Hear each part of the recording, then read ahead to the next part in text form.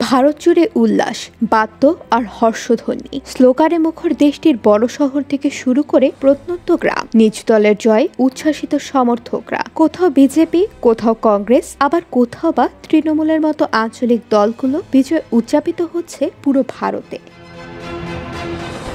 মঙ্গলবার সকালে 18তম লোকসভা নির্বাচনের ভোট গণনা শুরুর পর থেকেই বদলে যেতে থাকে সব পূর্বাভাস আর জরিপের ফল। আভাস পাওয়া যায় ক্ষমতাসীন বিজেপি নেতৃত্বাধীন জোট এনডিএ এবং কংগ্রেস নেতৃত্বাধীন বিরোধী জোট ইন্ডিয়ার মধ্যকার তুমুল লড়াইয়ের।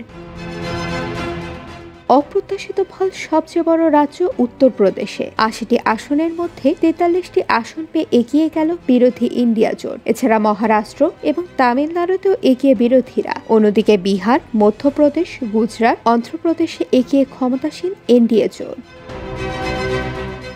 ভারত জুড়ে নরেন্দ্র মোদী হিন্দুত্ববাদের ঢেউ তুলল, তা ফিকে হয়েছে ভোটের ফলাফলে। বাবরি মসজিদের স্থলে রাম মন্দির স্থাপন করেছিলেন মোদী, সেই অযোধ্যাতেই পিছিয়ে রয়েছে বিজেপি। তবে 2019 থেকে দলটি যে 60-70টি আসন কম পাচ্ছে তা স্পষ্ট। তবে মোদীর কণ্ঠে ভিন্ন সুর। মোদী বলে টানা তৃতীয় মেয়াদে এনডিএ জোট সরকার গঠন করতে যাচ্ছে। এ বিজয় বিশ্বের বৃহৎ গণতন্ত্রের জয়।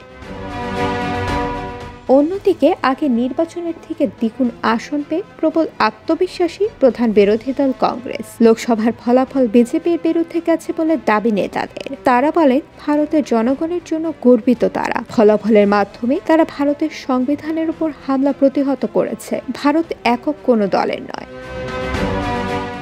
পশ্চিমবঙ্গে চমক দেখিয়েছে মুখ্যমন্ত্রী মমতা বন্দ্যোপাধ্যায়ের দল তৃণমূল কংগ্রেস। 2014 এর পর আবারও 30 পার করেছে দলটি। অন্যদিকে আগের বার 18টি পেলেও 42টি আসনের মধ্যে এবার বিজেপির ঝুলিতে যাচ্ছে 11টি আসন।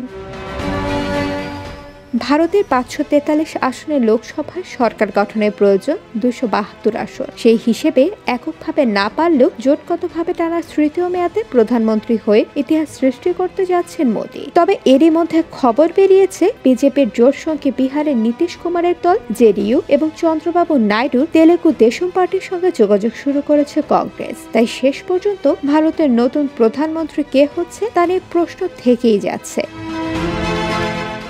IBTV USA News Desk।